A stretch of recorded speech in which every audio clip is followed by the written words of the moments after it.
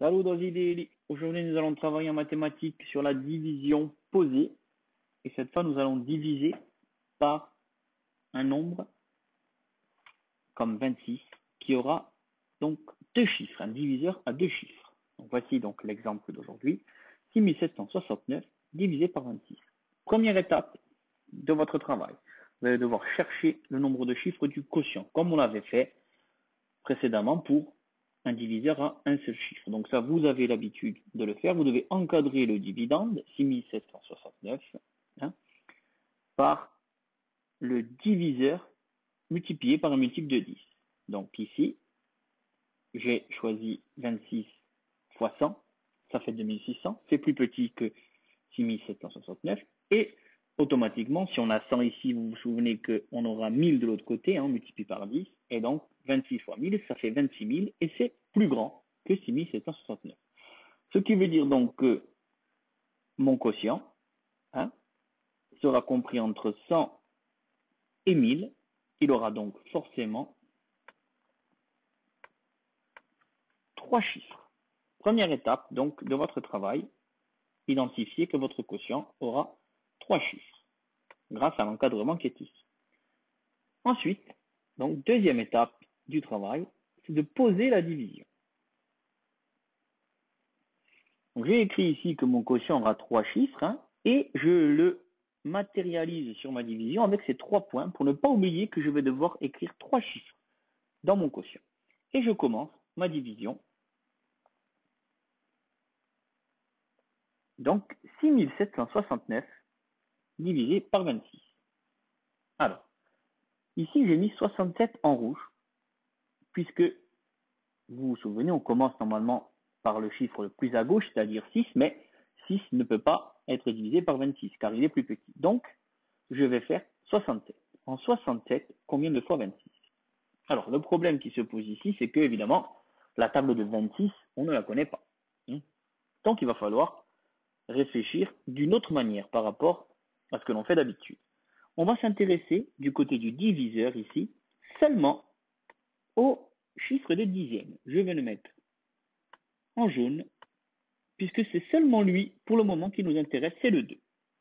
Donc, tout le travail que je vais faire, je vais raisonner d'abord par rapport au chiffre de dixième, c'est-à-dire le 2, qui est en jaune. Et je vais me dire, donc dans 67, pareil, 67, je vais n'utiliser que le chiffre de dixième dans 67, c'est-à-dire le 6. Je les ai mis en jaune tous les deux pour que vous compreniez bien. D'abord, avant de faire dans 67 combien de fois 26, je vais réfléchir, il y a combien de fois 2 dans 6. Donc ça c'est facile, on est capable de le faire. On sait que dans la table de 2, pour obtenir 6, il faut multiplier par 3. D'accord? 2 fois 3 égale 6. Donc ce 3, eh bien il va me servir ensuite avec 26. Je vais l'écrire. Donc je vais vérifier si 26 fois 3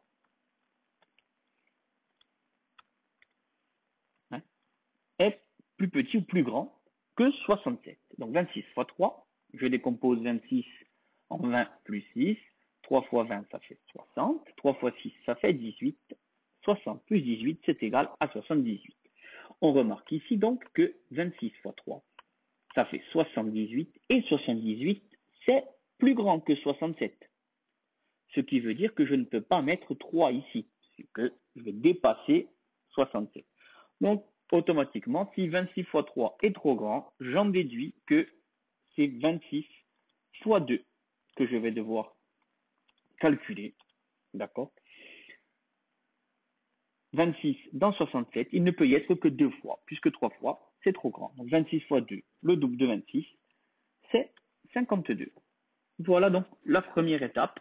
Je sais ici que je vais pouvoir marquer dans mon quotient à la place du premier point 2 et que 2 fois 26, que je vais écrire ici, c'est égal à 52.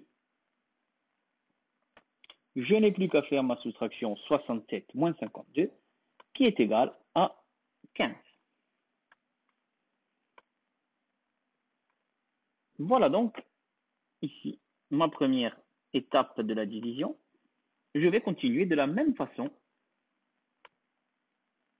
pour la suite. Donc ici, je vais descendre le 6 à côté du 15.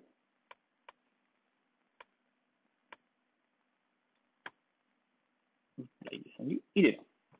Donc maintenant, le travail est de chercher dans 156 combien de fois il y a 26.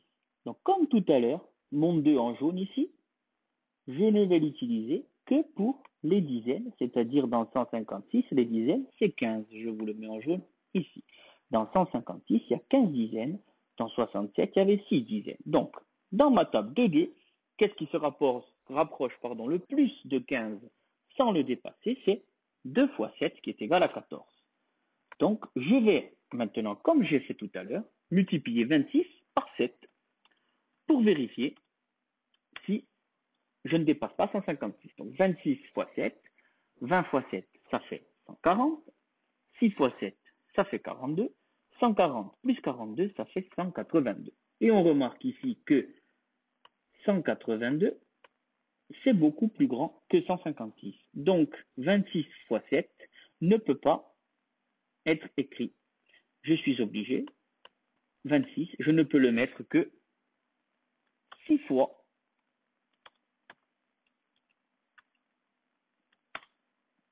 26 fois 6, donc 6 fois 20, 120, 6 fois 6, 36, 120 plus 36, 156. Donc on obtient ici 156. Et on remarque que, évidemment, on tombe pile 156 moins 156. On obtient donc forcément un résultat égal à 0 ici. Voilà. Et on n'oublie pas de remplacer le deuxième point par le deuxième chiffre que l'on a trouvé, c'est-à-dire 6. Donc j'y suis presque à la fin de ma division. Je vois ici donc que j'ai 0, mais attention, ma division n'est pas terminée, puisqu'on voit qu'il me manque un chiffre à écrire ici, puisqu'il me reste un point. Donc, dernière étape, je vais descendre le 9, qui est là. Je vais l'écrire à côté de mon 0. Et je vais chercher dans 9, il y a combien de fois 26? Donc ça, c'est très facile. Ça n'est pas possible, il y va. Donc, 0 fois. Et j'ai terminé ma division.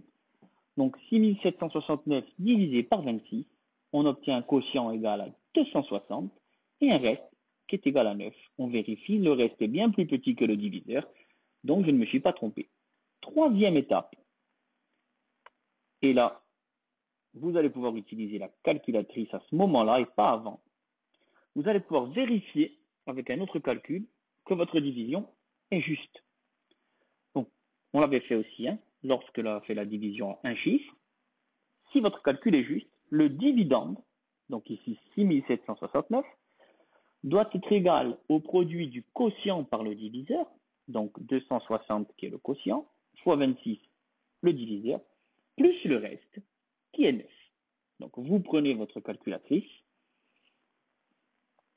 et vous allez obtenir donc un résultat qui est ici de 6760 plus 9, 6769.